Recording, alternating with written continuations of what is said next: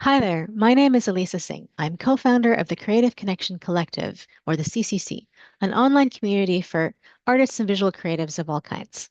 And today I'm going to be interviewing the wonderful painter Jon Ching. Now, full disclosure, I'm recording this introduction after the interview because I forgot to hit record until we were just into the first question.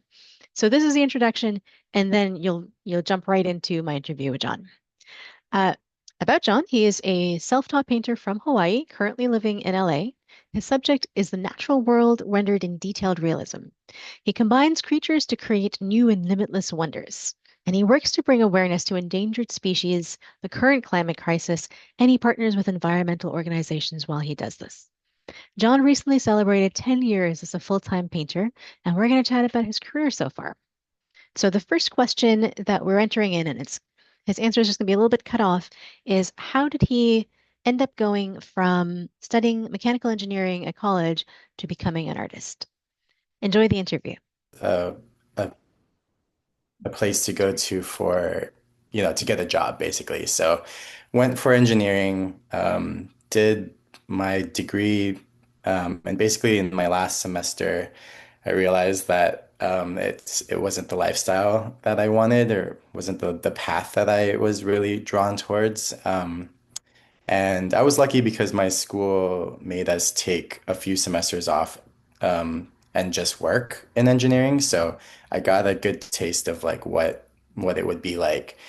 And yeah, being like in your early 20s and seeing that as like your entire career future, it freaked me out. So in my last semester, I decided to open up a minor in art just to, I don't know, I guess I just felt like I needed some degree to validate going in that direction. So I graduated in 2008. And that's, if anyone remembers, that was the Great Recession when things were really just hitting hard. So my plan was to get an engineering job and do that for maybe like 5 years just to make some money and, supplement trying to learn how to paint and be an artist. But that didn't really work out. No one was hiring anyone, especially fresh out of college. So um, I just got a restaurant job, and that was actually pretty awesome because you don't have to work that many hours to make, what you need to in a month. So, in my spare time, I would just paint and, yeah, it kind of just kept going in that direction. Um, there were several times where I was like, maybe I shouldn't keep going, but I don't know.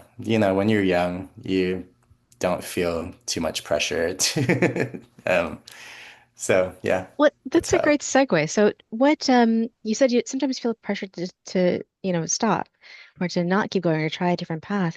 What were some of the doubts you had or even maybe still have, but so it's been 10 years that you've been doing this. What do you remember some of the early doubts? I think, I mean, I think the early doubts just was feeling like I wasn't sure when I technically like qualified as an artist, because I'm Mm-hmm. self-taught and, it's like anyone who went to art school and got a degree, they're an artist. But for me, I was like, I don't know when I get to call myself an artist. Um, I felt very,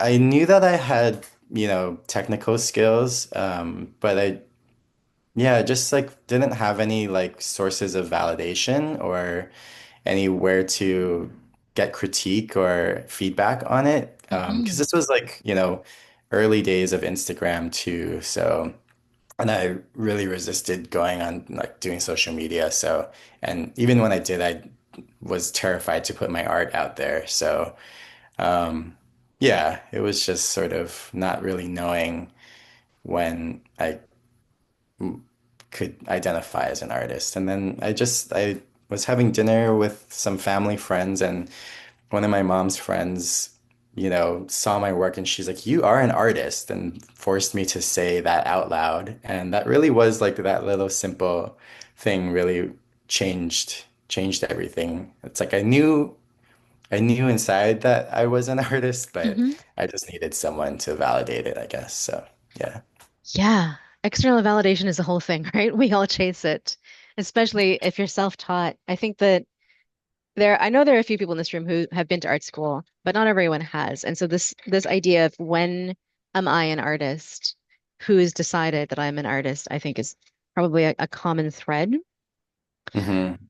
How did you, once you had like managed to, okay, I guess I'm an artist, how did you go about getting the critique, getting like getting the artist trappings around you? Um, you mean like, wait, Let me what try do you mean again. by That's trappings? fair. So like, okay, you're teaching yourself, you are not sure that you're an artist, you're making beautiful work, other people are recognizing it. How did you come to the place where you're like, okay, yeah, I'm an artist, therefore I need critique on this work. Therefore I need, maybe instruction on composition. Maybe I like did you get any instruction or was it all like I'm figuring this out on my own? Yeah, I'm kind of I'm still learning how to ask for help and ask for um, you know, collaboration. So I think I mean my it was all very much like self-directed and I even had a really hard time like feeling not worthy or anxious about seeking community. So all of this was happening in San Francisco. I would live there until 2017, and then I moved down to LA. And it wasn't until I moved down to LA that I really would like sought out community. I Okay. guess the validation maybe came online like once I started, I made a decision to be like, I'm gonna make an art Instagram or social media, and I'm gonna put myself out there. And you know, that's where most Mm, of the validation came from. But it's not really an honest place. Like maybe it is a little more now, but it's very, people tend to be positive. People don't tend to give you true critique about your work on social media. Maybe if I asked for it, they would. But even then, I don't think people would be like, that honest. So it really was just like meeting other artists and hearing what they had to say about it. so what did the community that you found in LA, what did that look like? It's great. I don't know why I was so afraid of like seeking out friends. I don't know if this is the way that other art communities are, but in LA, in the scene that I'm in, everyone's like very friendly and very will wanting to help. Like I was talking with a friend who I had just sort of met and had just sort of briefly mentioned that I was interested in, doing murals, something that's always interested in me. And she immediately was like, "Oh, do you know like this person?" And like marched me over. We were at a show and like marched me over and introduced me and just plopped me in front of this person and was like, "This person loves to help people learn how to do murals. You guys should talk." And then, in a month we were painting a wall together. So, um, yeah, it's there's not very many. It feels intimidating at first, but then you realize that like everyone's kind of in the same boat and it's such a specific journey that we all have. And Mhm. so I find that everyone is down to help. There's enough gatekeepers in the world that artists don't need to gatekeep each other. So yeah, it's great. A And I hundred really think percent. that whether it's online or in person, like finding an art community is like the best thing that an artist can do. Um, because there's just like a common talk, you don't have to. In San Francisco, all of my friends were like in tech, and I would have to like spend so much time kind of explaining basic things that Hmm. by the time I got to, something that I really wanted to talk about, they were bored already. So yeah, and now it's like I have friends that, I art talk with all the time, like maybe too much, where maybe we should try to find something else to talk about. Yeah, I get that. I get that. Yeah. Um, so what? what kept you going? Because starting an art career is hard. As you said, there's not validation at first, and you do get validation, and then you're like, is it true?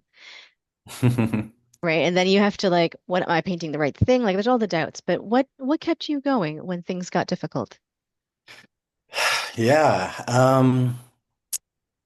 I think I have a really great partner.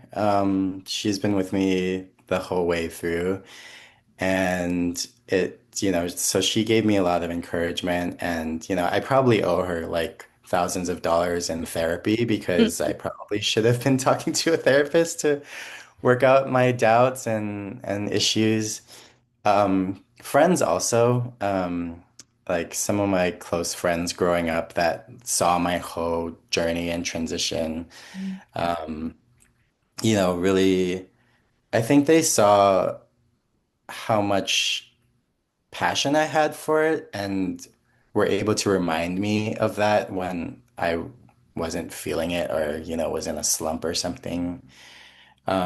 And honestly, like a few of my engineering friends reached out to me at certain points and just like told me like how much they admired me switching courses and like being honest and being like I thought you were crazy at first and Yeah. but now like I see that like you're doing something that makes you happy and I'm kind of stuck in this job that doesn't really fulfill me but pays the bills and um yeah, that, and I think like once I found like so I started painting like figurative. I was really into painting pretty ladies and I just thought that like the human experience was like the coolest thing to paint Hmm. and that the human experience had to be limited to painting humans. And I think once I found the natural world and I was able to find that I didn't have to paint just for myself, like I could paint for something bigger than me, that gave me and my art more meaning. And yeah, and that really helped shift things to feeling like I'm doing something more than just for me. So Yeah. yeah. I'm going to try to repeat that back to you because for me, that was really powerful. So I'm going to repeat it back. If I get it wrong, please just. So you Okay. you started off painting figuratively, which many of us do, because that's what's immediately available is humans in our experience. Um, and you were looking to sort of express the human experience, and at some point you sort of shifted or found the natural world as another means of expressing human experience. Yeah. I felt like it was maybe like yeah, it was a less direct way of doing it. Hmm. I feel like I'm able to make a compelling image that for me says something about what it's like to be aware of of the greater world and our place in it, but it doesn't have to just be that. And I think like even with figurative work, like when you look at it, you're maybe not like immediately understanding that this is about loss or something. So Hmm. yeah, I think Yeah. and it was a bigger it it gave me a bigger range of material to subject matter to use than Hmm. just like someone's face or hands. So, okay, can you tell us then, from that perspective, a little bit about the painting that's on the screen right now, the Domices. I'm not sure, am I saying that correctly or not? I say it Domices. I made up Domices. the word. Okay. So Well, then we'll go with your pronunciation. yeah. Yeah, this one I chose because it kind of I feel like in a way sums up like what I'm trying to say is so I am just my worldview is dominated by the idea, the fact that everything is interconnected in the world. Every action ripples into something else, and we're not, in a vacuum. So this one is sort of, and that's why I mash up a lot of natural elements. So, usually that starts with something visual. So a mushroom cap looks sort of like a jellyfish, like a globe jellyfish. And, so for this one, it's like this sort of weird creature that maybe lives underwater or, you know, above ground or somewhere in between, some liminal space made of a mushroom turned into a jellyfish that's morphing into a flower, is creating a habitat and source of sustenance for these other creatures. So, it's the birds are sipping nectar and pollinating them maybe, and the fish are finding refuge. So I sort of, for the title, mashed up like the word domicile, like sort of like Ah, home, mm-hmm, and mycelium, myces, mm-hmm. as like a mushroom house, basically. Got it. That's really beautiful. Thanks. Thank you for sharing about that. So this takes us into like one of the things that you do in your work in terms of like finding greater meaning in the world is working with bird conservation organizations. hmm Will you tell us a little bit about that? Yeah, well, so the painting behind me is a good example. Right now, I'm finishing up a fellowship with the American Bird Conservancy. They're a big conservation group. And the word American isn't United States of America, it's the Americas. So their work spans the two continents. A lot of it is focused in the United States. But yeah, so it was a really cool opportunity that I found, basically just by, being a member and being on their mailing list. And Ah, so so it was a year-long fellowship, and I think fellowship is kind of a stronger word than it actually was. Like basically, I pitched a project to them, and they liked it, and it fit with what they were looking for. So they, um, you know, took me on, and so there was a stipend for the year, and I have a host, or two hosts basically, that kind of are resources to help me find, whatever connections that I was looking for. So um, I chose to do my work on the Hawaiian honeycreepers, which is a group of birds that is very close to my heart. Like you said, I grew up in Hawaii, and these are birds that are endemic to the islands, and they're sort of like the birds of paradise, where one species of bird rapidly evolved. It's called adaptive radiation into many different specialized ones because the environment just provided for that. And so they're really special and they're nowhere else. And they're also going extinct very rapidly. There were 50 of them, maybe more from, the fossil record suggests maybe a few more. And now there's only 17 left, and four of them are expected to go extinct in the next 5 years.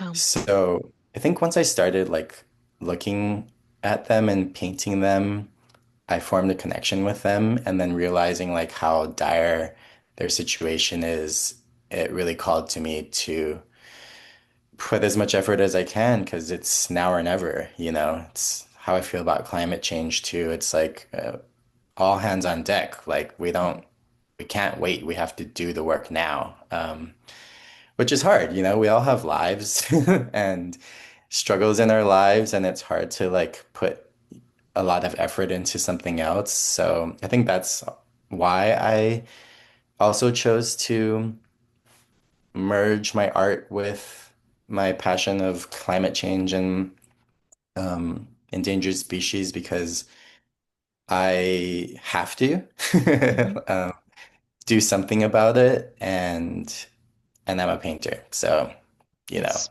how that's what you do. Use the gifts you have. So Yeah. tell us some more about the project. So you make the paintings for the Bird Conservation Society of America. What Mhm. happens to the paintings?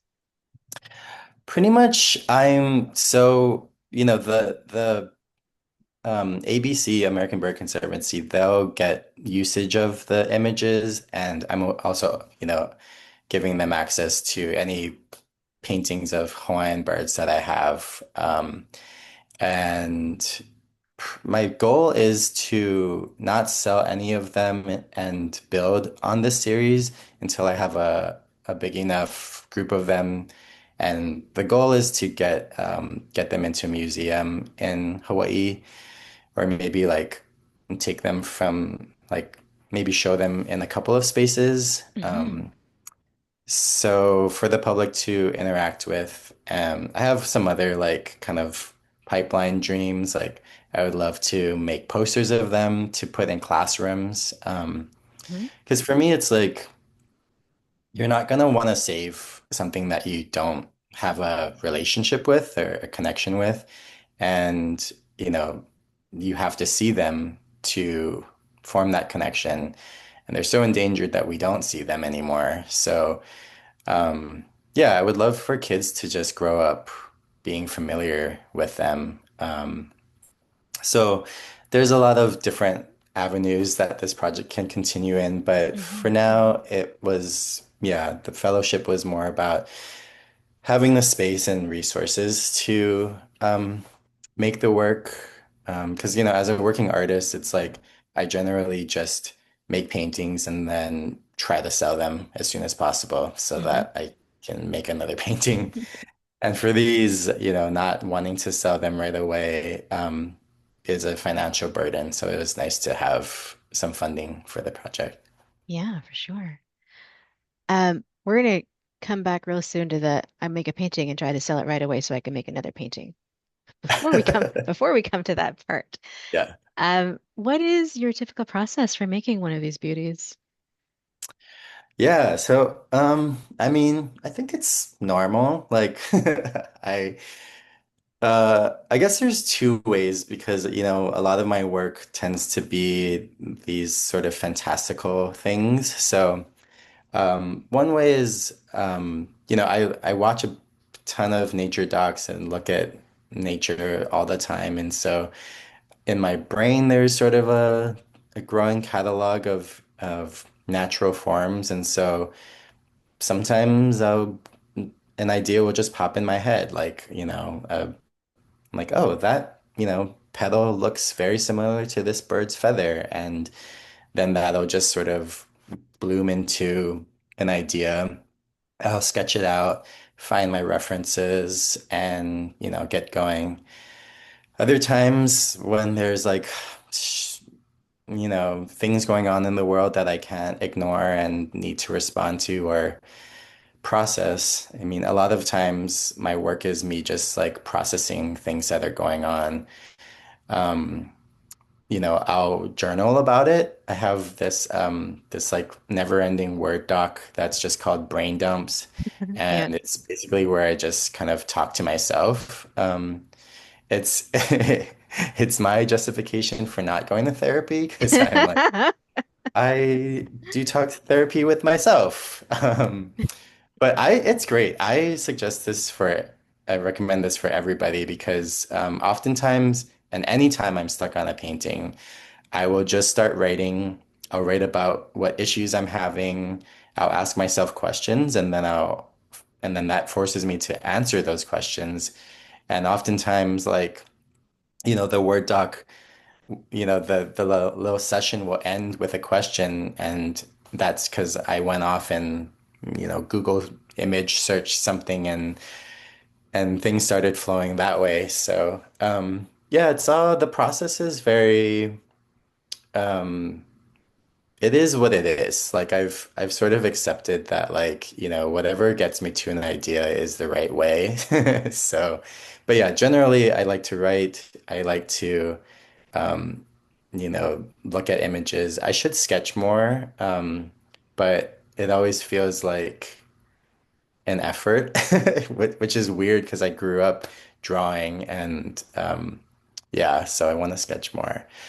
And yeah, the bulk of it is really like finding images that have the right lighting, have the right amount of detail in it, has the right postures. So when I paint, a bird, usually I have like several references, like maybe one for a wing in the position that I want it to, another for the body, another for the face. Maybe usually there's like several for the face because maybe I want to see how light hits the eye in a certain direction. And then I have to figure out how to make the light cohesive with everything else. So it's a lot of Frankensteining images. Um, so speaking of images and Google image search and so on, how do you deal with copyright and infringing thereon? Yeah, so that's something that's an ongoing thing. So when I first started, I wasn't really concerned about it. I was like, I'm too small. No one's gonna see my work anyway. I'm just gonna use like, references that I want to, which got me in trouble with this reference, with this painting, Mother Mycelium. So I sort of had developed bad habits and always tried to um, not directly reference, but for this one, I guess I forgot. So for this one, I swear I had several references and I was working from all of them, but this painting was one of my most, well-known pieces. And it was so well known that a friend of the photographer who captured the owl reference recognized the picture and brought it to her attention. And they, attacked me online and they weren't like that mean, but it felt really mean because I've never been confronted in that way. And Mhm. then when I went back to look at the images that I used, I was like, oh, darn, I really didn't veer too far off from the reference images I should have. And I think like it would be one thing if it was just a wildlife photographer, but this was a photographer who does more fine art with her photography, so it definitely crossed the line. Mhm. Um, so I got in touch with her. She actually didn't care. It was her friends that were really like mad about it. And, good for them. Like, it's great having friends that really want to go to bat for you and defend you. So, we had a few conversations. She didn't want compensation, so I offered to, well, I asked her if there was maybe a conservation group that wanted support for. And so she told me of a local group that she, wanted me to donate to. So I donated, more than a proper licensing fee for the image and also gave her credit post, you know, after everything, like anytime this image is on something, I give her credit for it. So I was lucky to learn that lesson in that such a litigious way, let's say, or Yes. such a mean way. Um, but yeah, so now I subscribe to uh what are they called? Like reference libraries, like iStock. There's also like free ones. I forget what they're called because I just have them bookmarked.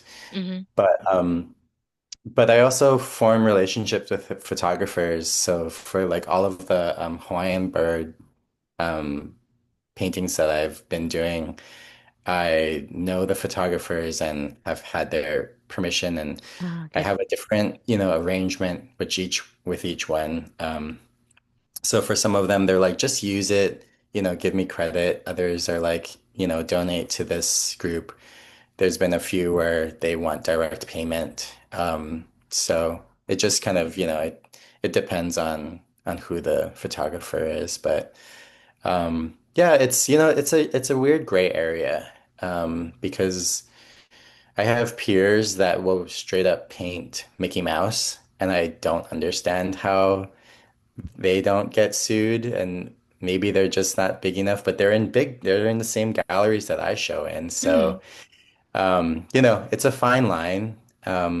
But I have a growing respect for nature photographers, and now that I have a more stable career, have more funds to contribute to them and support their artwork because I know how much work it takes to get these Yeah. images, especially animals and movement and the amount of detail that I require. So I'm happy to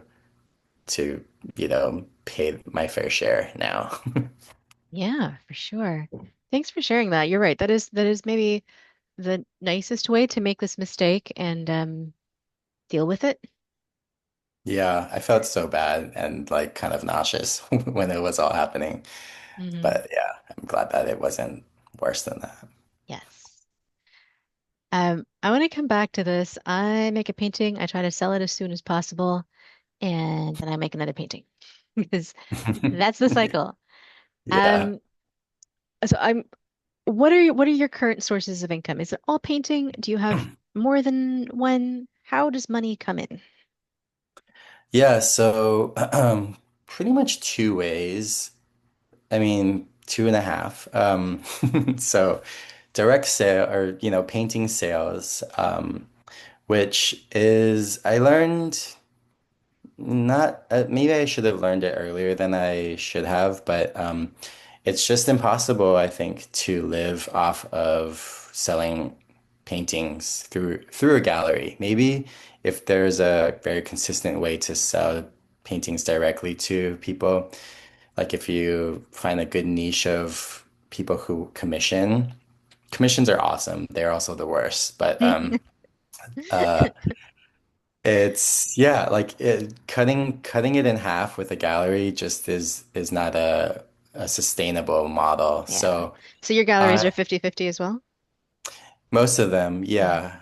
Some are 40, 60-40, but 50-50 is standard. And it's something I'm trying to negotiate more Hmm. with going forward.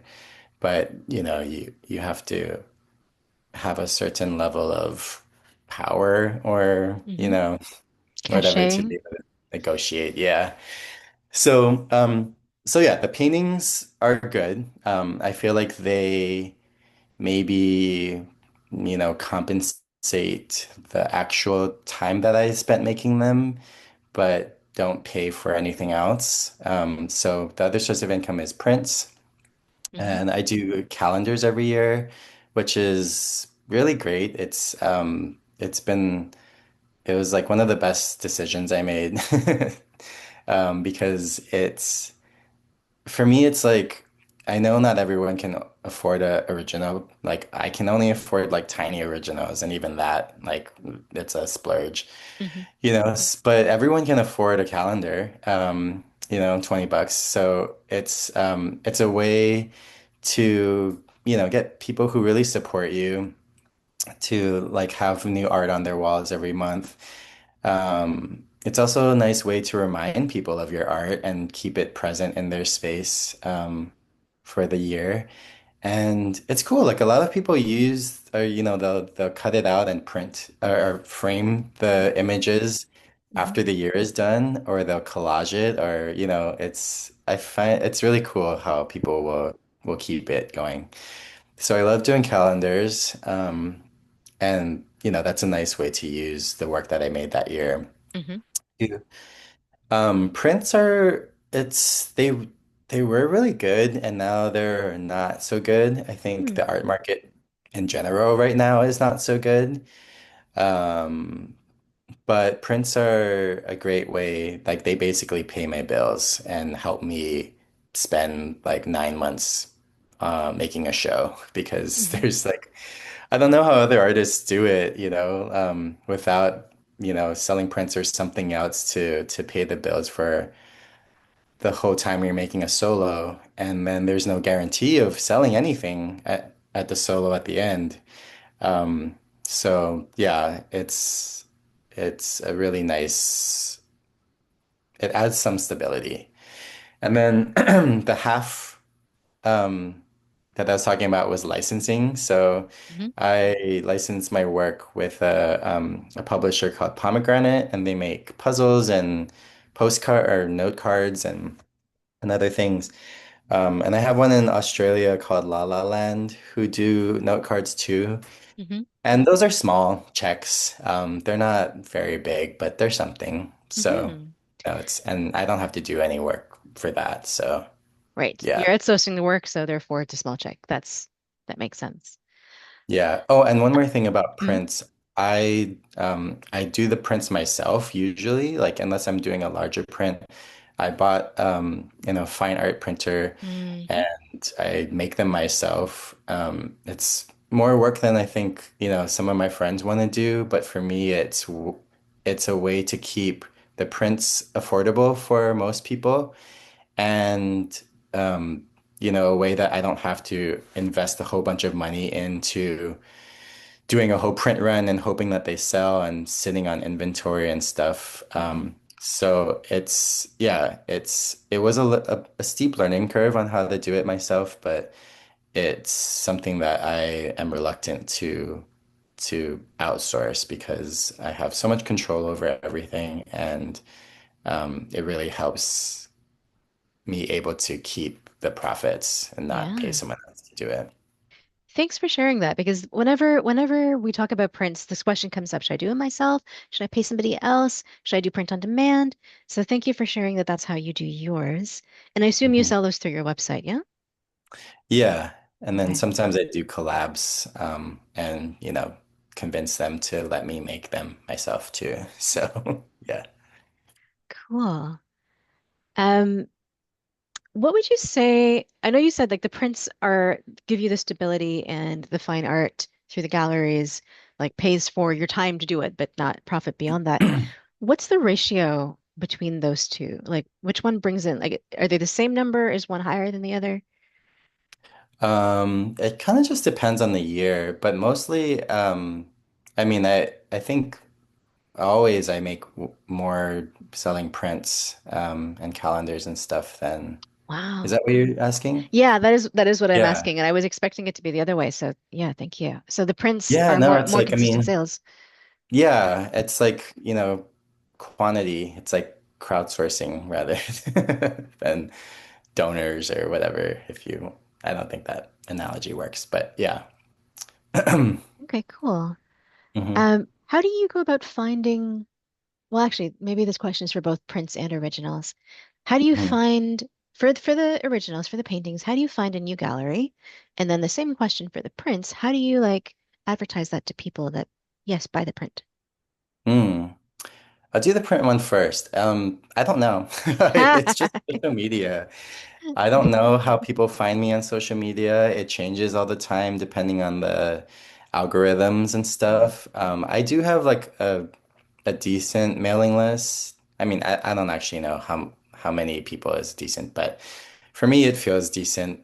But that's a hard one because, once you have a few prints of mine, there's only a handful of people that like keep wanting more prints. Once, you've bought your few, then you're good. Yeah. And I totally understand that. So, finding new people is kind of harder nowadays.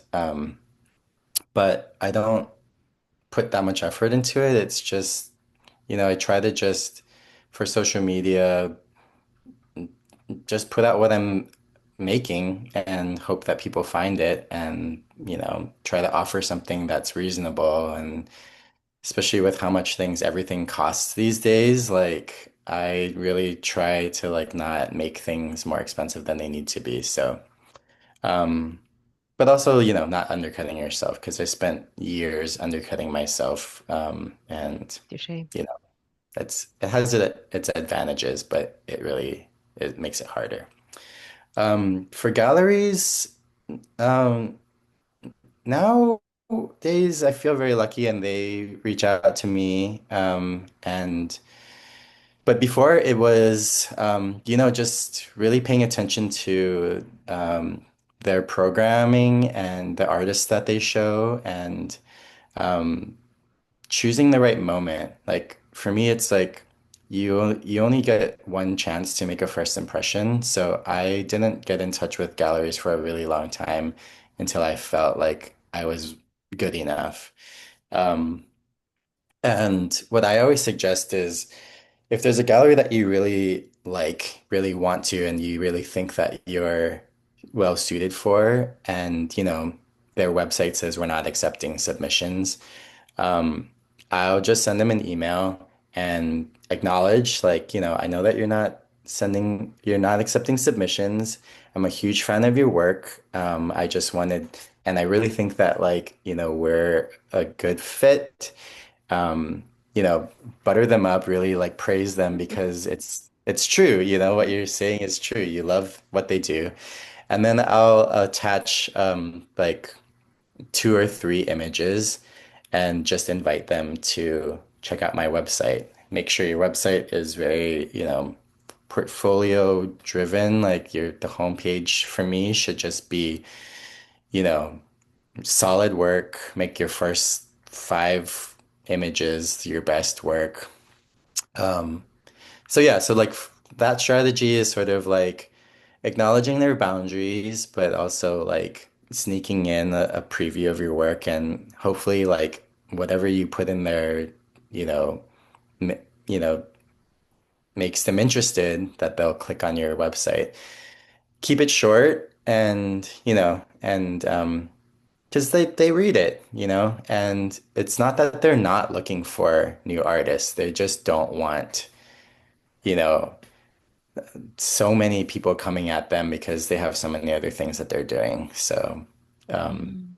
yeah, be respectful and really just try to like stand out. Mhm. That's good advice for outreach across the board.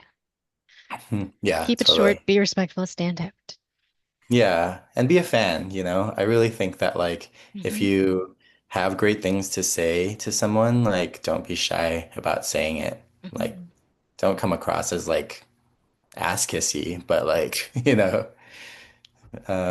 Yeah, you meet, yeah. I mean, if you're reaching out to somebody, a gallery or, whoever else is, we have illustrators and designers in the room as well. Whomever you're reaching out to, you want to work with them. And Yeah. you know that you do for Hmm. reasons. So yeah, you can share that. Totally. Um, thank you, John. I do have more questions. I think I could keep asking you questions like all day, but I won't in the interest of time. Um, thank you, John, for coming, for giving us your time, for sharing your stories and your experience. It's a fascinating journey. I guess I could like grill you all day about how did you do that and why did you make that choice, but I will not. Uh, if you are a member of the CCC, this replay will be in our library, including the Q&A part. If you are not in the CCC, I'll have a replay up on YouTube, but I usually cut out the Q&A because we tend to be a little vulnerable in this part of the call. So that's the deal. I am going to put John's links in the chat one more time so you can find him, follow him, and join his newsletter. You will not regret that choice. Thank Yeah, you. I don't Yeah. spam. No. Maybe How once a often do month you send? Once a month? max. Maybe, yeah, like when I've got stuff going on, but I don't think I've sent a newsletter out for a couple months. I'm overdue. So, yeah. Um, thank you everybody for coming and spending your time with us. I hope that hearing John's journey has been inspiring to you. It certainly inspired me to hear about why he paints the way he does. Yeah, thanks for being here.